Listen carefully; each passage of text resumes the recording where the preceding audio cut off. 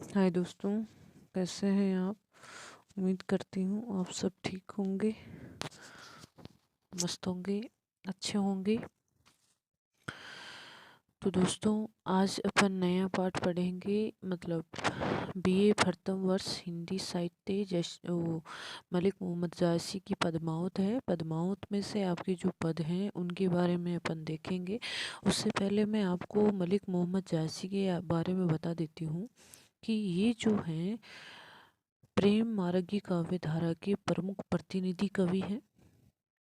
ये जो कान्हे थे, कुरूप थे, तो शेरशाह जो सूरी है उन्होंने इनकी मजाक उड़ाई थी। तब उन्होंने एक प्रसिद्ध बात कही थी, मोही का हंस सी की कोहराही। जो मलिक मोहम्मद जायसी है ना, वो जन्म से मुसलमान थे, लेकिन उनके हृदय में हिंदुओं के प्रति सम्मान की भावना थी। वो खुद भी हृदय से हिंदू थे। तो दोस्तों, इन्होंने जो रचनाएं लिखी हैं उनमें पद्मावत है, अखरावट है, आखिरी कलाम है नामक ग्रंथ इन्होंने लिखे हैं। और जो पद्मावत ग्रंथ है वो प्रसिद्ध है। आगे देखिए, आपके सिलेबस में है इनकी पद्मावत का ही एक सिंगल द्वीप वर्णन खंड है, एक नागमती वियोग वर्णन खंड है। ये नवीनतम न्यू जो पाठ्यक्रम है उसके अनुसार है। तो जिस रचना के बारे में आपकी सिलेबस है पद्मावत, तो उस पद्मावत के बारे में अपन थोड़ा सा देख लेते हैं। जो पद्मावत है वो श्रृंगार रस प्रधान काव्य है, और इसकी जो भाषा है पद्मावत की, वो भाषा अवधी भाषा है। लेखक पद्मावत के मलिक मोहम्मद जायसी हैं, जो अमेठी में जायज प्रदेश के रहने वाले थे। इसके अलावा है, इन्होंने कड़वक छंद पद्धति का भी प्रयोग किया है, दोहा चौपाई शैली का भी प्रयोग इन्होंने किया है। ये ध्यान रखने योग्य बातें हैं। और अब देखते हैं अपन इनके पदों को। हाँ तो दोस्तों, आपके सिलेबस में जो पद इनके हैं वो हैं सिंगल द्वीप वर्णन खंड। सिंगल द्वीप वर्णन खंड में आपके इनके 5 पद आपके पाठ्यक्रम में हैं। उसके बाद में है आपके देखिए नागमती योग खंड, उसके बाद आपके सिलेबस में है। तो अपन जो हैं वो देखेंगे यहाँ पे पद्मावत का सिंगल द्वीप वर्णन खंड, उसमें जो पहला पद है उसकी अपन आज व्याख्या देखते हैं। तो दोस्तों, ज़्यादा समय न बर्बाद करते हुए, आपका अमूल्य समय है, नेट भी इतना ही मिलता है, तो वीडियो ज़्यादा लंबा हो जाता है ज़्यादा भाषण देने से। तो मैं इधर उधर की बातें ना करके सीधा व्याख्या पे आती हूँ। फिर से एक बार बता दूं, बीए प्रथम वर्ष हिंदी साहित्य आदिकालीन व भक्तिकालीन काव्य, जो प्रथम प्रश्न पत्र है उसका जो पाठ है मलिक मोहम्मद जायसी का वो पद्मा सिंगल द्वीप वर्णन खंड है, जो पद्मावत से लिया गया है। इनकी रचना है पद्मावत, उससे लिया गया है। उनके जो पद आपके सिलेबस में है उनके अपन व्याख्या देखेंगे। तो देखिए, सिंघल द्वीप कथा अब गाओ, ओ सो पद्मनी बरनी सुनाओ, निर्मल दर्पण भांति विसेखा, जो जेहि रूप सो तेसहि देखा, धनी सो दीप जह दीपक बारी, श्री पद्मनी जो दंड स्वारी, सात दीप बरने सब लागू, एको दीप न ओहि सरि जोगू, दिया दीप नहीं तस उजियारा, सरन दीप सर होई न पारा, जम्बू दीप कहो तस नाही, लंक दीप सरी पुज न छाही, दीप गंभ स्थल तस आरन पारा, दीप महु स्थल मानुष हारा, तब संसार परत में आई, सातों दीप एक दीप नहीं उत्तम, सिंघल दीप समीप। देखिए, ज़्यादा इसमें कोई कठिन शब्द तो नहीं है। देखिए, देखते हैं पद्मनी बरनी पद्मनी पद्मनी नायिकाओं का एक रूप होता है, उसके लिए आया है यहाँ पे। निर्मल, ये देखिए निर्मल जैसे वैसे लिखते हैं ना, निर्मल मतलब कांति से युक्त है। दर्पण, दर्पण शीशा होता है। और जो जेही रूप, अपन जो कठिन शब्द आएंगे उनके अर्थ अपन देख लेंगे। तो देखते हैं इसका अर्थ अपन। देखिए, आपको इसकी व्याख्या अगर करनी है तो वो कैसे करनी है, ध्यान रखिए संदर्भ जो प्रसंग शुरू में लिखना है वो आपको कैसे लिखना है। तो देखिए, प्रस्तुत अवतरण मलिक मोहम्मद जायसी द्वारा रचित पद्मावत के सिंघल द्वीप वर्णन खंड से लिया गया है। ध्यान रहे, दोबारा से देखना। प्रस्तुत अवतरण जायसी द्वारा रचित पद्मावत के सिंघल द्वीप वर्णन खंड से लिया गया है। प्रस्तुत अवतरण में जायसी सिंघल द्वीप का वर्णन कर रहे हैं। उनको सिंघल द्वीप को, इस पद में सिंघल द्वीप को सभी द्वीपों में उन्होंने सर्वश्रेष्ठ बताया है। ये है इसका प्रसंग। अपन अब इसकी व्याख्या देखते हैं। सिंघल द्वीप कथा अब गाऊं। मलिक मोहम्मद जायसी यहाँ कह रहे हैं कि अब मैं सिंघल द्वीप की कथा सुनाता हूँ। ओ सो पद्मनी बरनी सुनाओ, और उस पद्मनी का वर्णन भी सुनाता हूँ। कि यहाँ पे जायसी कह रहे हैं मैं कि अब मैं सिंघल द्वीप की कथा आपको सुना रहा हूँ, और उस सिंघल द्वीप में रहने वाली पद्मनी की के बारे में भी आपको सुनाऊंगा। निर्मल भांति विषय का जो जेहि रूप सो तेसहि देखा। निर्मल दर्पण भांति विषय का, सिंघल द्वीप की ये विशेषता है कि वह दर्पण के समान निर्मल है। जैसे दर्पण निर्मल होता है, एकदम स्वच्छ उसमें दिखाई देता है, वैसे ही निर्मल है। जो सिंघल द्वीप की एक विशेषता कवि यहाँ बता रहा है कि वो एकदम से निर्मल है। जो जेहि रूप सो तेसहि देखा, उस सिंघल द्वीप को जो व्यक्ति जिस भाव से देखता है उसे वो द्वीप वैसा ही दिखाई देता है। कि सिंघल द्वीप की ये विशेषता है कि वह दर्पण के समान निर्मल है, और जो व्यक्ति जिस भाव से उसे देखता है वह द्वीप उसे वैसा ही दिखाई देता है।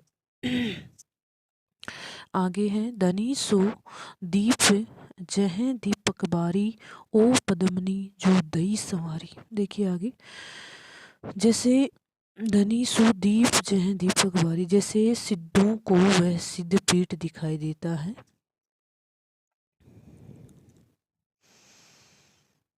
भोगियों को सुंदर पद्मनियों का देश दिखाई देता है। तामसी वर्तियों को वह राक्षसों का देश सुनाई पड़ता है। आगे कह रहे हैं, धनी सो दीप जह दीपक बारी, कि धन्य वह दीप जहाँ पर दीपक की पंक्ति की तरह जो बालिकाएं हैं वो चमकती रहती हैं, दे दीप पे पान रहती हैं। ओ पद्मनी जो दई संहारी, जहाँ पद्मावती जैसी स्त्री का जन्म हुआ है। सात दीप, मतलब इस लाइन की समझ में नहीं है कि आपको ऊपर वाले की, जो जेहि रूप सोते, जो जिस रूप में उस दीप को देखता है ना वो वैसा ही दिखा देता है। और उदाहरण उन्होंने दिया कि सिद्धों को, तो जो सिद्ध पुरुष होते हैं उनको सिद्ध पीठ के रूप में, भोगी जो होते हैं काम वासना के लालसी उनको सुंदर नायिकाओं का देश, तामसी प्रवृत्तियों का राक्षसों का देश। मतलब जैसे जिस रूप में आप उसको देखना चाहते हैं वो उसी रूप में आपको दिखाई देता है।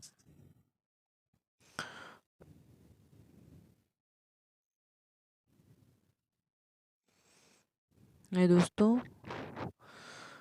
आपको अभी दिख कम रहा है, पता नहीं इसमें क्या दिक्कत हो गई है। बीच में ही मुझे थोड़ा सा ये नहीं आ रहा है, फ़ोन को इतना चलाना नहीं आता है। तो अभी देखो अपने आप ये ठीक भी हो जाएगा। कैसे होता है, मुझे लगता है वीडियो को बीच में ही बंद करना पड़ेगा, क्योंकि ये मुझे नहीं दिख रहा है।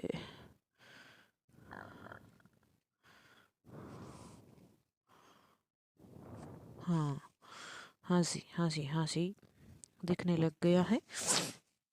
तो देखिए, अपन इस पहले पद की व्याख्या अपन देख रहे हैं। मैंने बताया है कि धनी सो दीप जह दीपक बारी, श्री पद्मनी जो दंड सवारी। कि धन्य वह दीप जहाँ पर जो बालिकाएं हैं वो दीपक की पंक्ति की तरह दीप पे पान रहती हैं, अर्थात वहाँ की नायिकाएं जो हैं वो यौवन से परिपूर्ण दीपक की तरह चमकती हुई दिखाई देती है। अब आगे कवि वर्णन कर रहा है, सब सात दीप बरने सब लागू। लागू का मतलब है लोग, कि सब लोग, बरने का मतलब है यहाँ पे वर्णन करते हैं कि सब लोग सात दीपों का वर्णन करते हैं, सब लोग सात दीपों का वर्णन करते हैं। एको दीप ने ओही सरी जोगू, लेकिन एक भी दीपक इसके समान नहीं है। कवि यहाँ पे कह रहा है कि एक भी जो दीपक है, द्वीप है, वो इस द्वीप के समान महत्व नहीं रखता है, इस द्वीप के समान उसका महत्व नहीं है। आगे देखिए, दिया, अब वो एक एक जो द्वीप है उसके बारे में वर्णन कर रहे हैं, उनकी विशेषता बता रहे हैं कि जो सात दीप हैं वो कौन कौन से हैं, उनकी विशेषता यहाँ पे बता रहे हैं। तो देखिए, दिया दीप में वैसा उजाला नहीं है। कवि यहाँ पे कह रहे हैं, दिया दीप नहीं तस उजियारा, कि दिया दीप में वैसा उजाला नहीं है। शरण दीप सरी होई न पारा, आगे कवि कह रहे हैं कि शरण दीप भी इसकी बराबरी नहीं कर सकता, शरण दीप में भी इसकी बराबरी करने की क्षमता नहीं है। जम्बू दीप कहो तस नाही, लंक दीप सरी पूज न छाई। आगे कह रहे हैं जो कि मैं कहता हूँ, जम्बू दीप भी वैसा नहीं है, लंक दीप सरी पूज ने छाई। छाई का मतलब है छाया। जैसे कठिन शब्द आते हैं, आप उन कठिन शब्दों का अर्थ लिख लें तो ये आपके लिए बहुत ही फायदेमंद होगा। लंक दीप सरी पूज ने छाया, लंका दीप उसकी परछाई के बराबर भी नहीं है। जो लंका द्वीप है ना, वो इस सिंघल द्वीप की परछाई के बराबर भी नहीं है। जम्बू दीप कहो तसनाही, लंक दीप सरी पूज न छाई। कह रहे हैं आगे कि मैं कहता हूँ, जम्बू द्वीप भी वैसा नहीं है, लंका द्वीप उसकी परछाई के बराबर नहीं है। द्वीप पे गर्भ स्थल आरन परा, कुछ स्थल जो द्वीप में जंगलों से भरा हुआ है।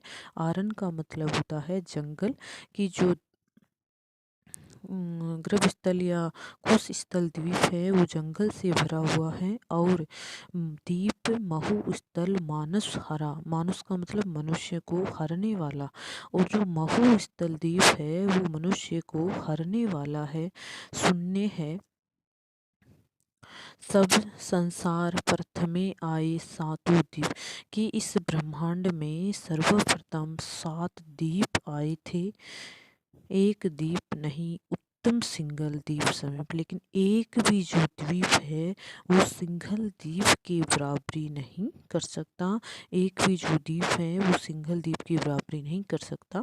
मतलब यहाँ पर इस पद में जायसती ने सिंघल द्वीप के बारे में बता रहे हैं। वो कह रहे हैं कि मैं अब यहाँ पर सिंघल द्वीप की कथा कह रहा हूँ, और उस सिंघल द्वीप में रहने वाली नायिकाओं के बारे में मैं आपको बता रहा हूँ। सिंघल द्वीप की विशेषता वो बताते हुए कह रहे हैं कि वो दर्पण की भांति निर्मल है। जो जिस रूप में उसको देखना चाहता है, उस द्वीप को जिस रूप में देखना चाहता है उसी रूप में दिखाई देता है। जैसे जो सिद्ध पुरुष है, तपस्या करने वाले व्यक्ति हैं, उनको वो सिद्ध पीठ के रूप में, जो काम वासना में लीन रहने वाले हैं, वो नारियों का स्थान के रूप में उनको दिखाई देता है। और वो यहाँ पे आगे कह रहे हैं कि वो दीप धन्य है जहाँ की बालिकाएं दीपक की पंक्ति की तरह दीप्तिमान रहती हैं। अब आगे उन्होंने ये कहा है कि सातों दीपों में सातों दीपों की जो सब लोग हैं वो सात दीपों की तुलना करते हैं, वर्णन करते हैं, लेकिन एक भी जो दीप है वो इस दीप की बराबरी नहीं कर सकता है। अब उन्होंने आगे इन पदों में एक एक पद दीप की विशेषता बताकर उनके बारे में बताया है कि दिया दीप नहीं तस उजियारा, मतलब दिया दीप इनमें इसके समान उजाला नहीं है। शरण दीप इसकी बराबरी नहीं कर सकता है। जम्बू दीप भी इसके बराबर नहीं है। लंका दीप तो इसकी छाया के बराबर भी नहीं है।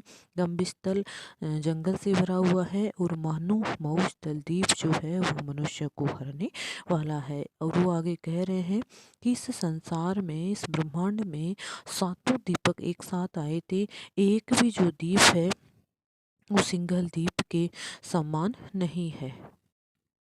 अब देखिए दोस्तों, इसमें जो अलंकार हैं वो कौन कौन से हैं, तो देखिए निर्मल दर्पण भांति विशेखा, तो इसमें तो है दर्पण की भांति निर्मल है। तो यहाँ पे तो उपमा अलंकार है, जहाँ पर एक वस्तु की दूसरी वस्तु से उपमा दी जाती है, तो वहाँ उपमा अलंकार का प्रयोग किया जाता है। आगे देखिए, इसमें यह है धन्य सुदीप जय दीपक बारी, धन्य है वह दीप। यहाँ पर जो है वो रूपक अलंकार है। कैसे? बाला रूपी दीपक, बालिकाएं रूपी दीपक, मतलब दीपक की तरह वो चमकती हुई दिखाई देती है। इसके अलावा इसमें विशेष बात यह है कि इसमें जो है 7 दीपों के बारे में बताया गया है। जो दिया दीप है, शरण दीप है, लंका दीप है, कुश दीप है, जम्बू दीप है, ऐसे सातों दीपों के बारे में इसमें बताया गया है। और इसमें एक विशेष बात यह है कि सभी दीपों में सिंगल दीप को सर्वश्रेष्ठ बताया है। तो ये था आपका पहला पद। अब पढ़ते हैं अगला जो पद है उसको। एक बार आप बीच में लाइक कर दीजिए, इस क्लास को शेयर कर दीजिए, सब्सक्राइब कर दीजिए, ताकि मेरा भी मनोबल बढ़ता रहे कि ये वीडियो आपके लिए यूज़फुल है या नहीं है। तो कमेंट करके ज़रूर मेरा मनोबल बढ़ाइए। ये आपका अपना चैनल है, उसके ऊपर मैं आप सभी का हार्दिक अभिनंदन करती हूँ। देखिए कहते हैं आगे, गंधर्व सेन सुगंध नरेशु, सो राजा वह ताकर देसु, लंका सुना जो रावण राजू, तेहु चारी बड़ ताकर साजू, 56 कोटि कोटक दल साझा, सभे छत्रपनि ओ गढ़ राजा। वाह वाह, बहुत ही शानदार वर्णन इसमें हो रहा है। आप ध्यान से सुनिएगा, एक कहानी है एक ये। सोरह सहस घोड़ और घोड़सारा, श्याम करण अरु बांक तुखारा, 7 सहस हस्ती सिंगली, जनु कविलास एरावत बलि, अस्वस्तिक सिर मोर कहावे, गजपतिक अंकुश गजनावे, नरपतिक कहे और नरिंदु, भूपतिक जगदूसर इंदु, एस चकवे राजा चहु खंड होड़, सबे आही सिर नावही, सरवरी क्वरे न कोई। अब देखिए ऊपर वाले पद में तो सिंघल दीप जो है उसके बारे में वर्णन किया गया है। अब देखिए दोस्तों, इस जो पद है, एक सेकेंड थोड़ा सा आपको दिक्कत होगी। तो देखिए दोस्तों, इस पद में जो है उस सिंघलदीप के राजा के बारे में बताया गया है। प्रसंग अगर अपन इस पद का देखें तो वही है प्रस्तुत अवतरण मलिक मोहम्मद जायसी द्वारा रचित पद्मावत के सिंघलदीप वर्णन खंड से अवतरित है। इसके अंतर्गत सिंघलदीप के राजा की प्रशंसा की गई है। उस राजा के महत्व के बारे में, उसकी प्रसिद्धि, उसकी धन संपदा के बारे में यहाँ पे वर्णन किया गया है। देखिए एक बार, गंधर्व सेन सुगंध नरेशु, गंधर्व सेन सुगंध नरेशु का मतलब राजा, ताकर उस देश का, लंका सुना जो रावण राजू, रावण तेहु चारी बड़ ताकर साजू, 56 कोटि दल। ये जो कठिन शब्द आएंगे वो मैं आपको बता दूंगी, और बीच में आप कमेंट करते रहिएगा कि जो है कोई दिक्कत, कठिन शब्द नहीं आ रहा है, उसका अर्थ नहीं आ रहा है, तो मैं फिर आपको कमेंट में उसका आंसर दे दूंगी। तो अभी तो अपन इसकी व्याख्या देखते हैं। अब देखिए कवि जासी कह रहे हैं व्याख्या में, गंधर्व सेन सुगंधु नरेशु। सिंघलदीप का गंधर्व सेन यशस्वी महान प्रतापी राजा था। सो राजा ताकर देसु गंधर्व सेन उस राज्य का, उस द्वीप का महान राजा था। वो इतना प्रसिद्ध था कि उसकी बराबरी कोई भी राजा नहीं कर सकता था। लंका सुना जो रावण राजू। लंका के रावण का जो राज्य सुना गया है उससे भी कहीं अधिक वैभव इस सिंघल द्वीप के राजा का था। तेहू चारी बड़ ताकर साजो। उससे भी ज्यादा कई गुना प्रसिद्धि इस राजन की थी। 56 कोटि, 56 कोटि का मतलब 56 करोड़, कटक का मतलब सेना दल साजा। देखिए वो कह रहे हैं कि उस राजा के पास में 56 करोड़ की सेना थी। कवि यहाँ कह रहे हैं कि उस राजा के पास में 56 करोड़ की तो सेना थी। सभे छत्रबनी ओ गढ़ राजा। और उस सेना के जितने भी सेनापति थे वो सभी गढ़पति और छत्रपति थे, अर्थात सबके पास में सिंहासन और बड़े बड़े महल या गढ़ हुआ करते थे। 16 गोहड़ घोड़सवारा। आगे कह रहे हैं कि उस राजा के पास में 16 का मतलब 1000, 16,000 घोड़े और घुड़सवार थे। उस राजा की सेना में 16,000 घोड़े और घुड़सवार थे। श्याम करण अरु बांक तुखारा। उस राजा के पास में जितने भी घोड़े थे वो तुखारा जात तुखार तुषार देश के श्याम वर्ण के घोड़े थे। मतलब वो जो घोड़े थे वो श्याम वर्ण के और तुखारा जाति या तुखार प्रदेश के तरह थे, अर्थात उनके जो घोड़े थे वो बहुत ही प्रसिद्ध और महान मतलब बलशाली थे। सात सहस हस्ती सिंघली। उस राजा के पास में 7,000 सिंघली जाति के हाथी विद्यमान थे।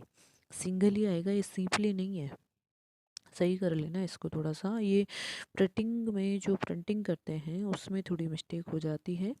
तो देखिए यहाँ पे कह रहे हैं कि उस राजा के पास में 7,000 से अधिक सिंघली जाति के हाथी विद्यमान थे।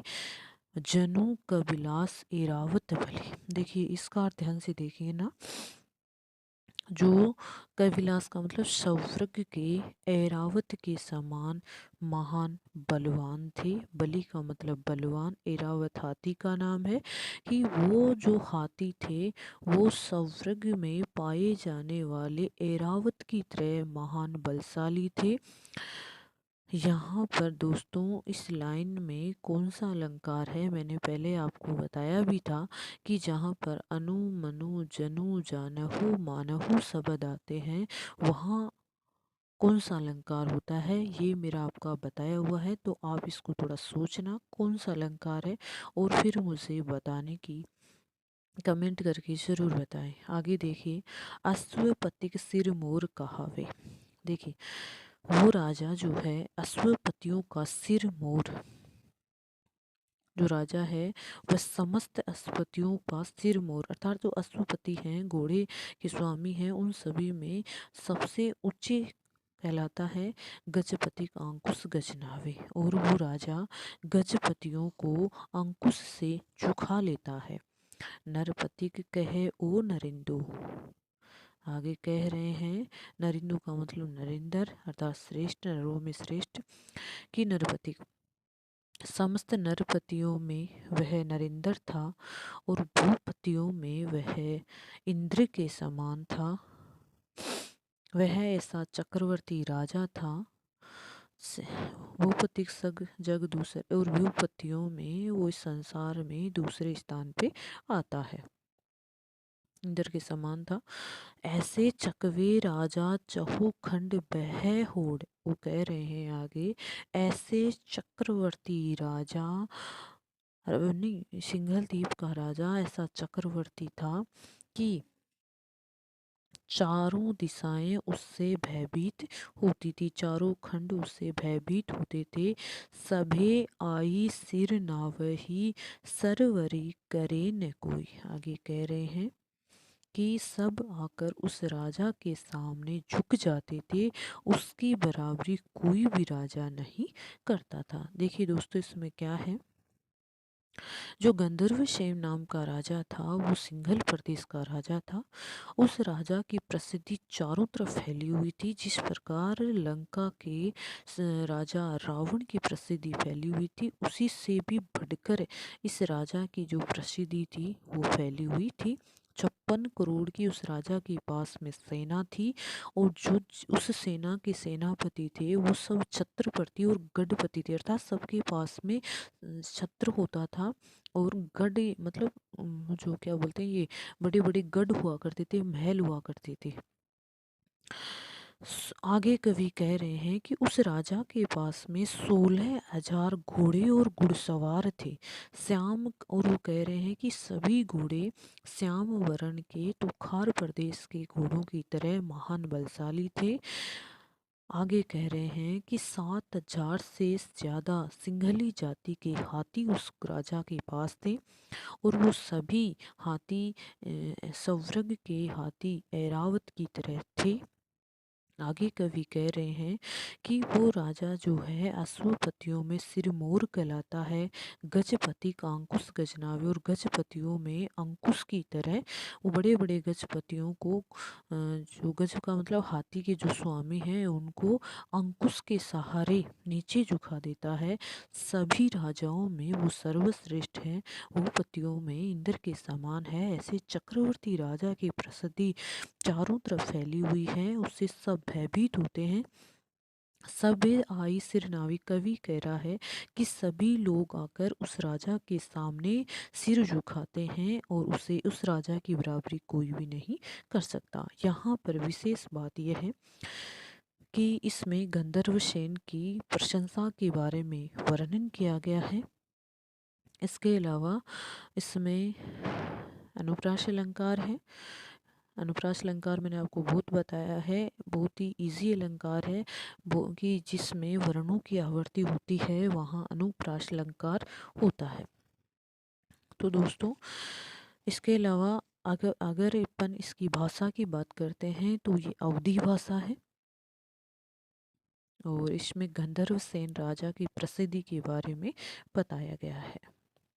और यहाँ पर देखिए, अगर बात करें व्यतिरेक अलंकार की, तो यहाँ पर अलंकार है व्यतिरेक अलंकार। व्यतिरेक अलंकार कैसे लिखते हैं, आधा व ये छोटा ती रेक, व्यतिरेक अलंकार। तो ये था आपका दूसरा पद। दोस्तों, ज़्यादा कंजूस मत बनिए, पढ़ रहे हो मैं जानती हूँ, लेकिन लाइक कीजिए, शेयर कीजिए, सब्सक्राइब कीजिए। ये आपका अपना चैनल है, आप इसके जितने ज़्यादा सब्सक्राइब, देखिए मैं आपके लिए इतना कर रही हूँ तो मुझे उम्मीद है कि आप भी थोड़ी सी हेल्प तो करेंगे। तो इसके जो आसपास के जो फ़ोन हैं, आपकी जो फ्रेंड हैं, उन सबको इस चैनल के बारे में बताइए, सबके पास सब्सक्राइब बढ़ाइए। ये आपका अपना चैनल है, और जितने ज़्यादा सब्सक्राइबर होंगे उतना ही ज़्यादा मेरे को मनोबल मिलेगा, पढ़ाने में आनंद आएगा। और जो भी आपको कमी इसमें लगती है कि क्या आपको कहाँ समझ में नहीं आया, तो कमेंट करके ज़रूर बताइएगा, ये आपका अपना हक है। और तो दोस्तों, मैं आगे और बढ़ते हैं अपन, थोड़ा सा।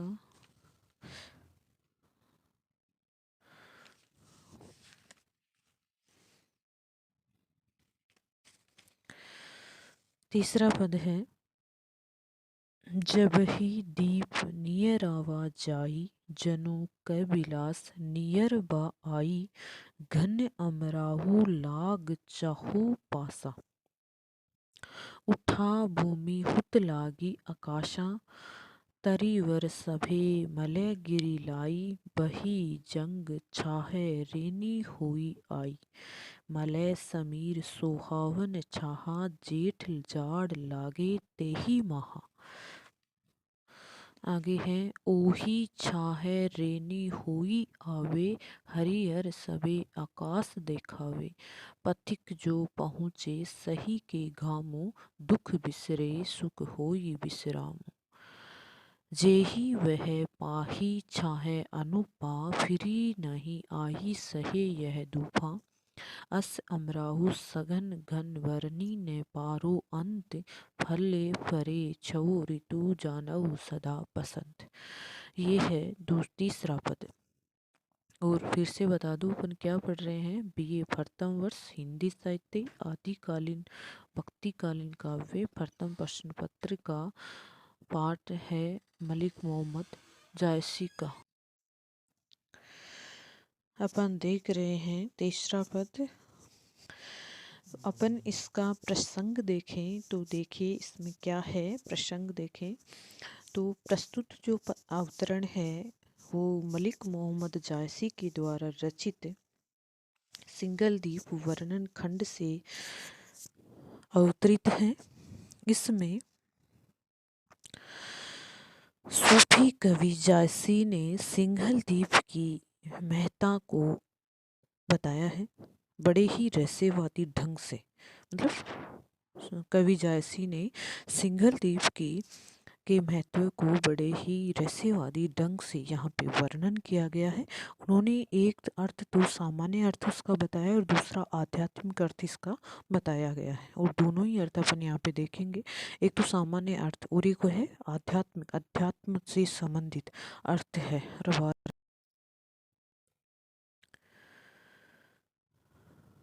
जब ही दीप नियर आवा जाई, जय नू कबलास नियर आई। एक मिनट, मैंने आपको पहले वाले पद में एक अलंकार था जनु क बिलास एरावत बले। इसमें मैंने आपको बताया था कि आप कमेंट करके बताएं। इसमें अलंकार है उत्प्रेक्ष अलंकार, जहाँ पर संभावना प्रकट की जाती है। और यहाँ पर हाथियों को देखकर सौरग के जो हाथी हैं उनकी संभावना प्रकट की जा रही है। अब देखिए जब ही दीप निहरावा जाही, जैसे यहाँ पे कह रहे हैं इसकी जब भी, नियराव का मतलब है पास में। देखिए अंग्रेजी में आप बोलते हैं नियर, वही आ गया यहाँ पे नियरावा।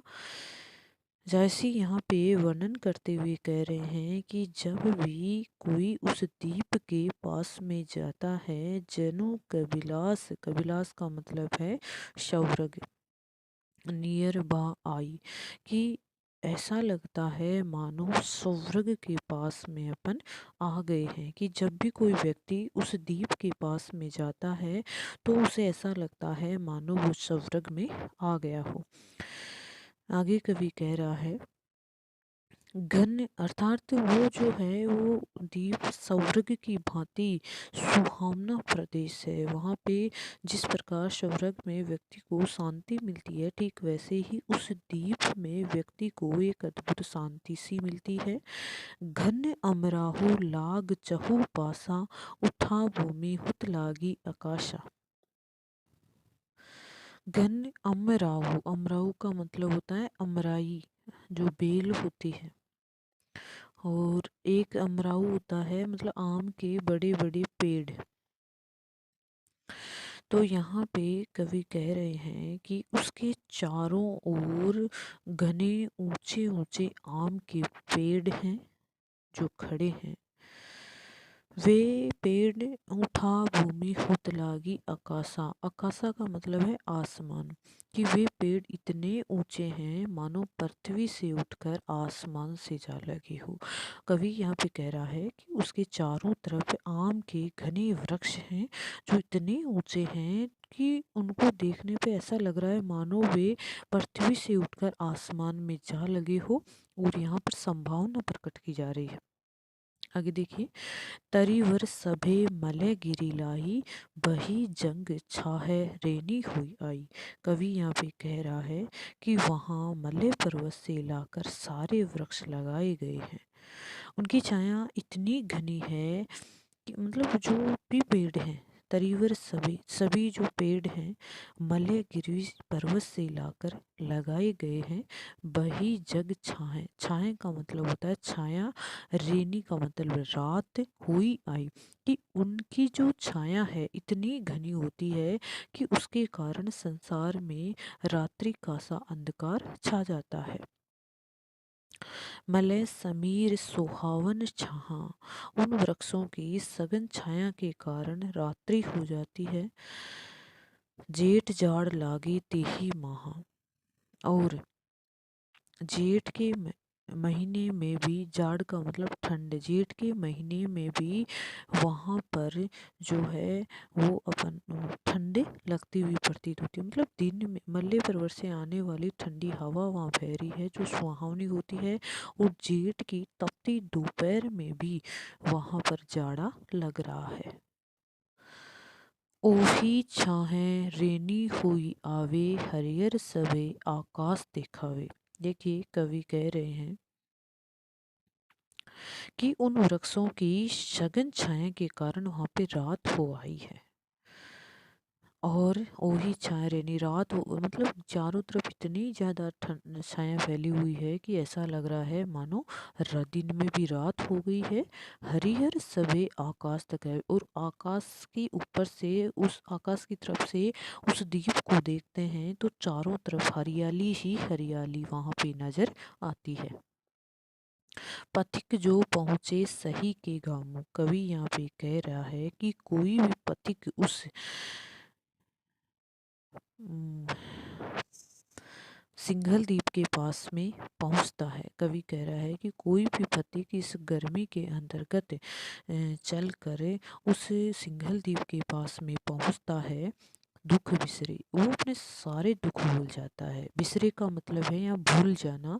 सुख होई विश्रामो, और वो सभी प्रकार के सुखों को प्राप्त करता है। कवि कह रहा है यहाँ पे कि कोई भी पथिक जो है इस जेठ की तपती दोपहर में भयंकर थका हुआ जहाँ आकर बैठता है वहाँ, और उन वृक्षों की शीतल छाया में पहुँचता है, उसके शरीर को शांति मिलती है, उसकी सारी थकावट दूर हो जाती है, और वो एक विशेष सुख का अनुभव करता है। जेहि वह पाही छहा अनुपा, कवि यहाँ कह रहा है कि जो भी इस अनुपम छाया को प्राप्त कर लेता है, अर्थात इस रहस्यमयी अपूर्व छाया जिस व्यक्ति को मिल जाती है, वो फिर इस छाया से लौट कर जाना ही नहीं चाहता। फिरी नहीं आही सहे यह दूफा, फिर वो इस संसार की कठोर धूप को सहन करने के लिए नहीं जाता है। ऐसा सघन वहाँ आम का जंगल है, अस अमराऊ, ऐसा वहाँ आम का सघन घन बरनी न पारो अंत, ऐसा सघन आम के वन वहाँ पे हैं। कवि जायसी यहाँ कह रहे हैं कि मैं उस सिंघल द्वीप की महत्ता का वर्णन करके अंत नहीं पा सकता, मतलब जितना वर्णन करूं उतना ही कम है। यह जो आम है वो सदा 6 ऋतुओं से फलित पुष्पित और पल्लवित बना रहता है। यहाँ फले फरे छऊ ऋतु, ये जो सिंगल लीफ है वो हमेशा यहाँ पे 6 ऋतु, सभी प्रकार की 6 ऋतुओं में भी फलित पुष्पित और पल्लवित रहता है। इस प्रदेश में हमेशा वसंत की तरह दिन रहते हैं, मतलब हमेशा वसंत की रहते हैं। अब देखिए इसका, ये तो था सामान्य अर्थ, अब है इसका आध्यात्मिक अर्थ क्या है। मतलब कवि समझा रहे हैं कि कोई भी व्यक्ति, कोई साधक है, तपस्वी है, वो सिंगल द्वीप के समीप पहुंच जाता है तो उसे अनुभव होने लगता है कि ब्रह्मानंद अर्थात कैलाश पर्वत के समीप आ गए हैं। कि अब ये आध्यात्मिक करते हैं, आप शब्दों को समझने की कोशिश कीजिएगा।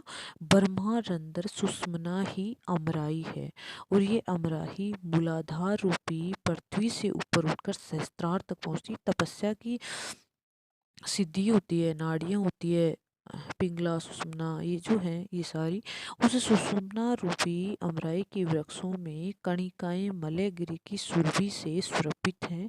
वहां पहुंचकर साधक को इस संसार की शीतल छाया दिखाई देने लगती है।